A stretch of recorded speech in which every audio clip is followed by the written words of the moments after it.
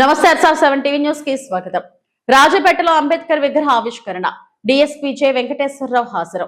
వనపర్తి జిల్లా రాజపేట గ్రామంలో doctor BR Ambedkar 135వ జయంతి సందర్భంగా ఆయన విగ్రహాన్ని ఘనంగా ఆవిష్కరించారు.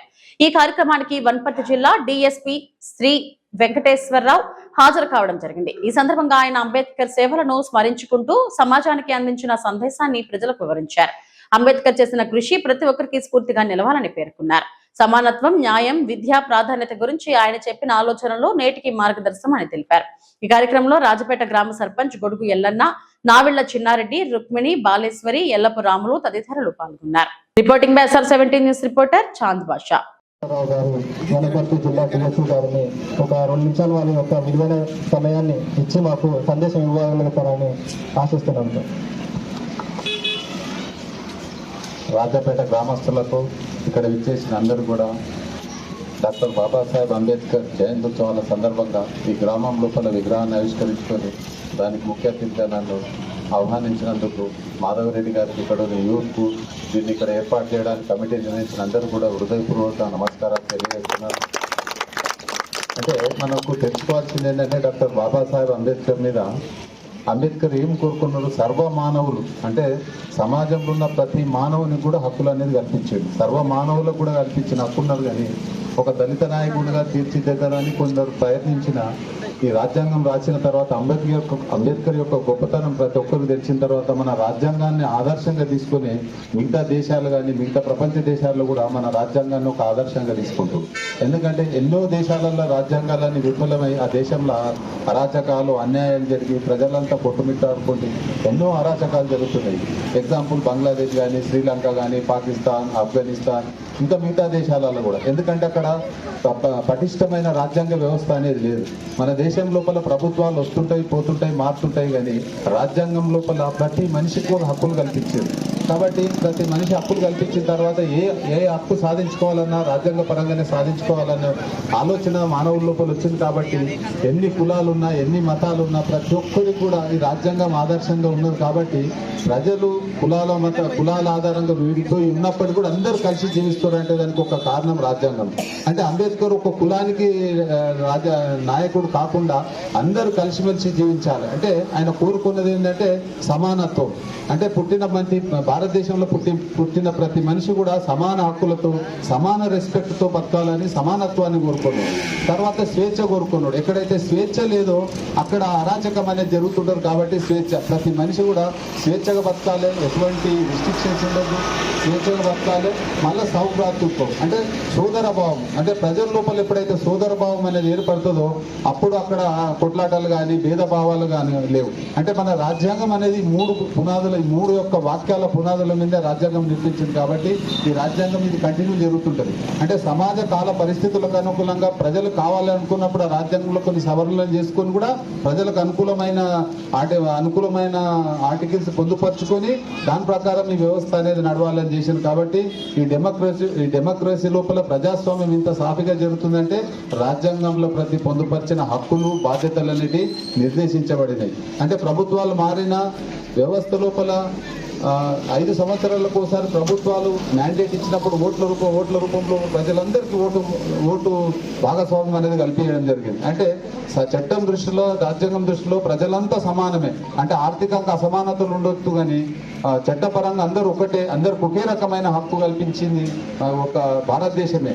అంటే ఓటు హక్కు కల్పించేటప్పుడు కూడా రకరకాల మనుషులు రకరకాల ప్రతిపాదనలు పెట్టినా మనకు రాజ్యాంగం రాసే ముందైనా రాసే తర్వాత అయినా సమాజంలో మనం సమానత్వం అనేది ఎప్పుడైతే కోరుకుంటున్నామో ప్రజలందరికీ ఒకే రకమైన హక్కులు కల్పించాలని రాజ్యాంగంలో ఒకే రకమైన హక్కులు కల్పించడం, ఒకే రకమైన ఓటు హక్కు కల్పించడం. కాబట్టి తనకు నచ్చిన వ్యక్తిని ఎలక్ట్ చేసుకుంటాం. ఎప్పుడైతే ప్రభుత్వం ప్రజల మీద అరాచకాలు, దౌర్జన్యాలు చేస్తుంటే ప్రజలకు నచ్చలేదు 5 సంవత్సరాలు అప్పుడు ప్రజల మ్యాండేట్ ప్రకారం ఆ ప్రభుత్వాలు మారిపోవడానికి కూడా రాజ్యాంగ వ్యవస్థలో ఒక ఎలక్షన్ కమిషన్ అనేది కూడా సృష్టించింది. కాబట్టి ఆ ఎలక్షన్ కమిషన్ కంట్రోల్లో పనిచేసుకుంటూ ఈ వ్యవస్థను సక్రమంగా ముందుకు తీసుకుపోవడానికి పునాది అయినటువంటి ఈ భారత రాజ్యాంగాన్ని రాయడానికి ఎంతో మేధావులు పనిచేసారు. అంటే అంబేద్కర్ రాసిండు, దళితులకు హక్కులు రాసిండు అనేది కాదు.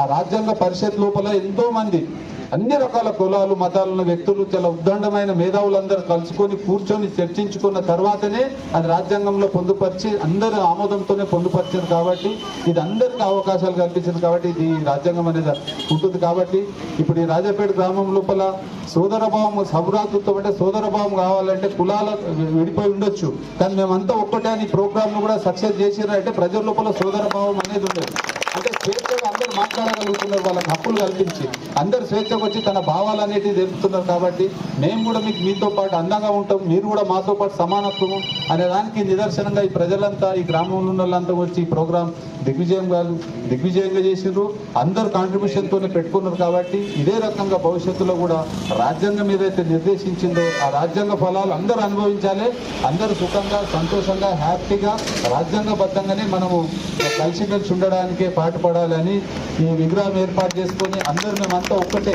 ప్రజలమంతా ఒక్కటే అందరూ సోదరభావంతో ఉంటామని మీరంతా మిగతా కమ్యూనిటీస్ కూడా అందరూ వచ్చి ప్రోగ్రాంను సక్సెస్ చేసి మీరు అందరికీ ఒక ఆదర్శంగా నిలిచిండ్రు భవిష్యత్తులో కూడా కులాల అనే ఆధారంగా కానీ మతాల ఆధారంగా కానీ కొట్లాటలు కాకుండా రాజ్యాంగ స్ఫూర్తి ఏదైతే ఉన్నదో ప్రజలు భేదాభావాలు లేకుండా అందరూ సమానత్వంతో స్వేచ్ఛగా సౌభ్రాతృత్వంతో రాజ్యాంగం నియమాలకు లోబడి అందరం నడుచుకొని ఈ సమాజాన్ని ముందుకు తీసుకుపోవాలని కోరుకుంటూ ఈ గొప్ప అవకాశం ఇచ్చిన ఇక్కడ ఉన్న యూత్ కానీ గ్రామస్తులకు అందరూ కూడా హృదయపూర్వక నమస్కారాలు జైబీను తెలియజేస్తున్నాను. Thank you very much.